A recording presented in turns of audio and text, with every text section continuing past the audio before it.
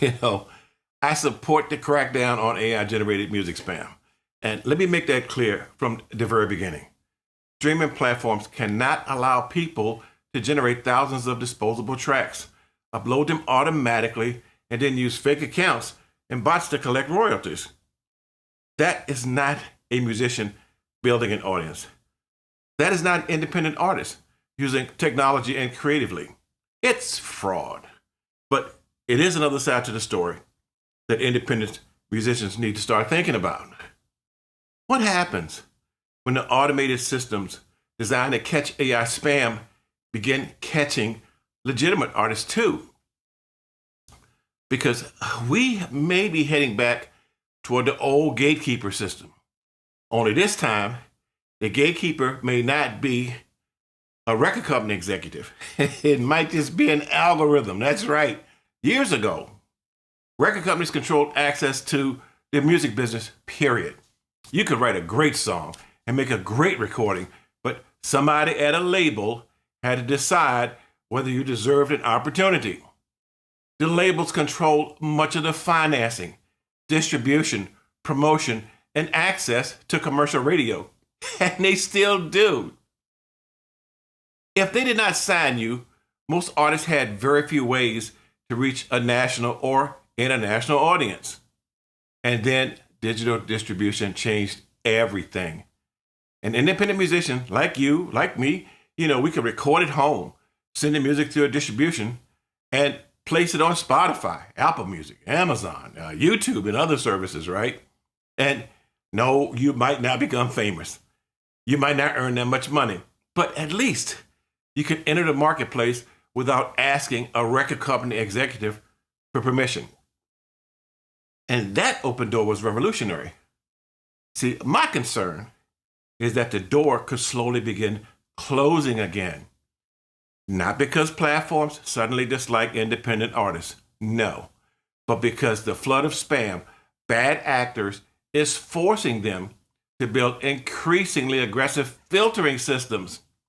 And those filters may be necessary, but they may not always understand the difference between a fraudulent operation and an unconventional independent musician. Spam's real, and we should not pretend the music industry invented this problem because they didn't. Spotify announced in September of 2026 that it had removed more than 75 million spam tracks during the previous 12 months. The company also announced stronger impersonation rules, a new music spam filter, and expanded AI disclosures. And they even put out even more today. So when the platforms say they need stronger fraud protection, they have a legitimate argument. And there's a recent federal case that shows just how serious their problem had become. The $8 million streaming fraud case. See, in March of 2026, a North Carolina musician named Michael Smith pleaded guilty in federal court to conspiracy to commit fraud. Now, according to the prosecutors, Smith created hundreds of thousands of songs with AI. He then used automated programs called bots, of course, to stream those songs billions of times across services that included Spotify and Apple Music and Amazon Music and YouTube and probably Tidal and everybody, right? But here's the deal. The purpose was not to attract fans. Didn't care about real fans.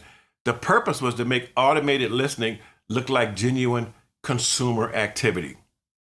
The prosecutor said the operation fraudulently obtained more than $8 million in royalty payments. Think about that for a moment. $8 million. Hundreds of thousands of generated songs. Billions of fake streams. No genuine audience was even required. And because streaming royalties are generally distributed from shared pools, fraudulent streams can redirect money away from musicians and rights holders whose music was actually played by real listeners. So, this is not a story about somebody uploading a few bad songs. This was an industrial scale operation designed to exploit the royalty system. The crackdown is not only understandable, I understand it, right? It's unavoidable. But this is where the danger begins. After an $8 million fraud scheme, platforms and distributors are naturally going to become more aggressive. The question is no longer whether guilty people should be caught. Of course they should.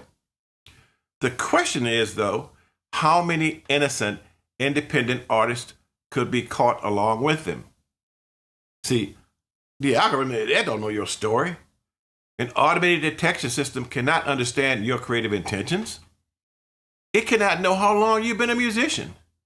It cannot know whether you spent weeks writing, recording, and producing a song. It only sees signals and patterns. How many tracks did you upload? How frequently did you release them?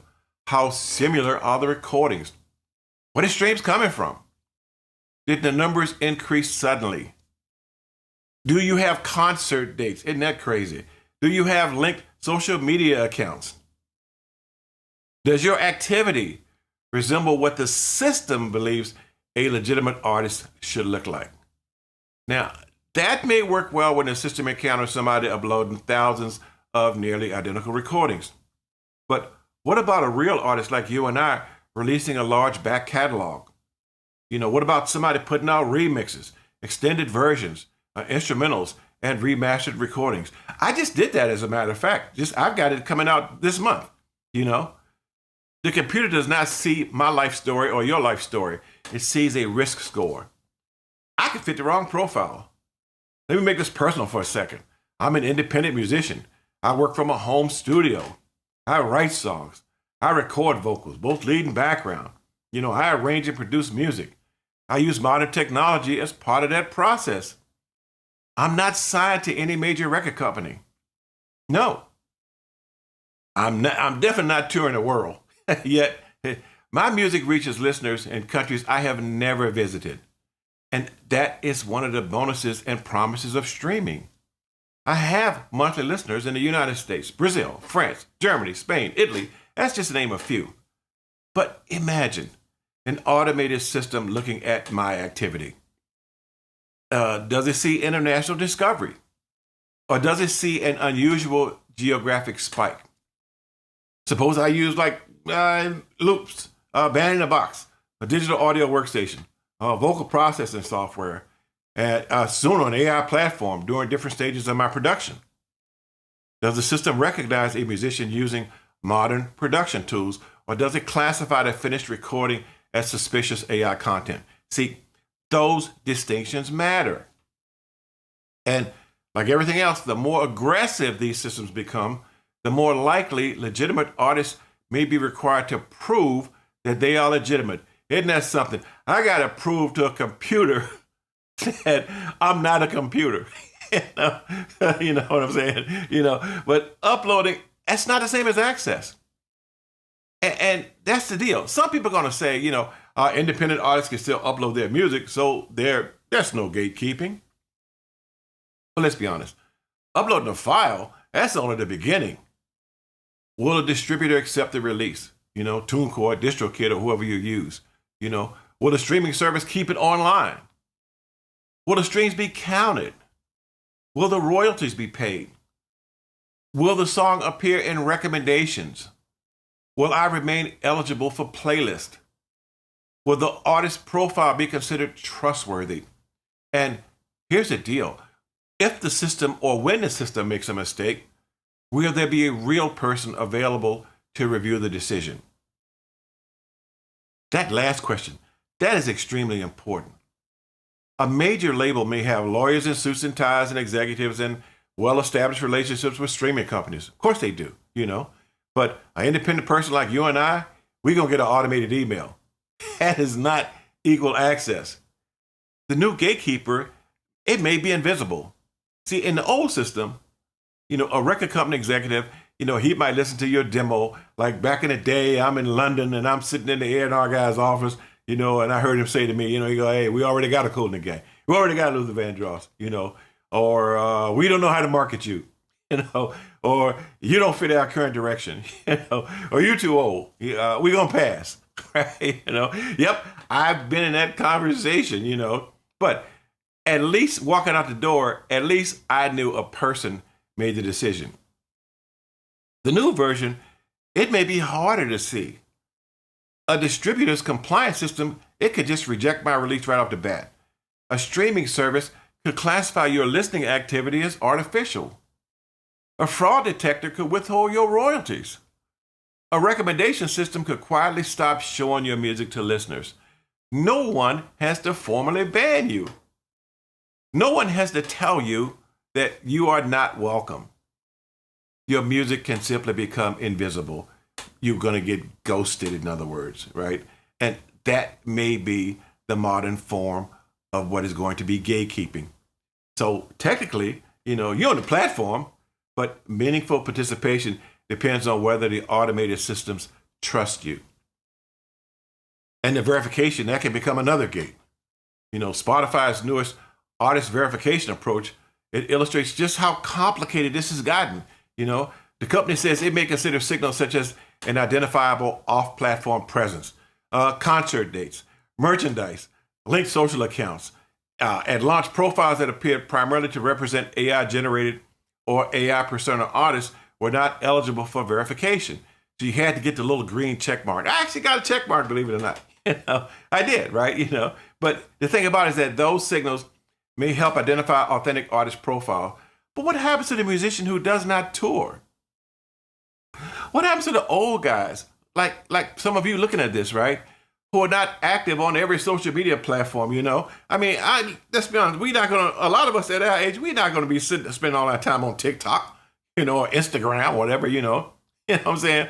And what happens to the studio-based composer who rarely performs publicly? What happens to the legitimate virtual act created by a real writer and producer? A person can be a genuine artist without looking like a conventional modern celebrity. Verification shouldn't be a system where musicians must maintain, a particular lifestyle or public image to prove that their recordings are real. So, what should the industry do? Hey, I'm not arguing that platforms should stop fighting fraud. They got to keep fighting it, and they are. But legitimate artists also need protection, and enforcement should focus heavily on behavior. Fake accounts, bot streams, stolen identities, duplicate catalogs, and industrial scale uploading, those are stronger indications of fraud than the mere use of an AI tool. And also, us as artists, we need a meaningful appeals process because we don't have the lawyers. A legitimate musician should be able to submit project files, recording sessions maybe, and licenses, advertising records, and other evidence showing how the music and the audience were created. And there must be a human review before an artist's entire catalog or livelihood is damaged. A computer-generated risk score should not always be the final decision. And finally, distributors and streaming services, they need to explain their standards so everybody knows what the game looks like, what the footprint looks like, what the bases look like. They need to do that because us as independents, we should not have to guess what type of release pattern or metadata or promotional activity might cause, our accounts to be flagged. And here's my final argument. The Michael Smith case proves that fraudulent streaming, yes, it's real. It proves that bad actors can use AI-generated songs, fake accounts, and bots to steal millions of dollars from the system. Absolutely. That behavior deserves serious consequences. So, yeah, get rid of the spam. Yep, stop the bots. Yep, stop the impersonation. Sure. Protect the royalty pool. Absolutely, because that's how we get paid, right? But do not solve that problem by rebuilding the system independent artists spent decades escaping. See, the old gatekeeper, he was a record company executive. The new gatekeeper could be a distributor, a compliance program, a fraud scoring system, or streaming algorithm. And in some ways, that may just be worse. At least the old gatekeeper, he could look you in the face and tell you why he said no. But the new gatekeeper, it may never even speak to you. It may simply reject a release, withhold the royalties, stop the recommendations, or make your music disappear. So the real question is not whether AI spam should be stopped, because we know that it should, absolutely, no problem. But the real question is, how do we stop the bad actors without treating every independent artist like a potential criminal? Let me know what you think in the comments. Are these automated systems necessary protection for legitimate artists, or could they eventually become the new record label gatekeepers? Hey, I'm Henry Clark. This is Senior Musician Success, where I talk about all things about the music industry and not just AI. And I'll see you guys in the next video. Bye.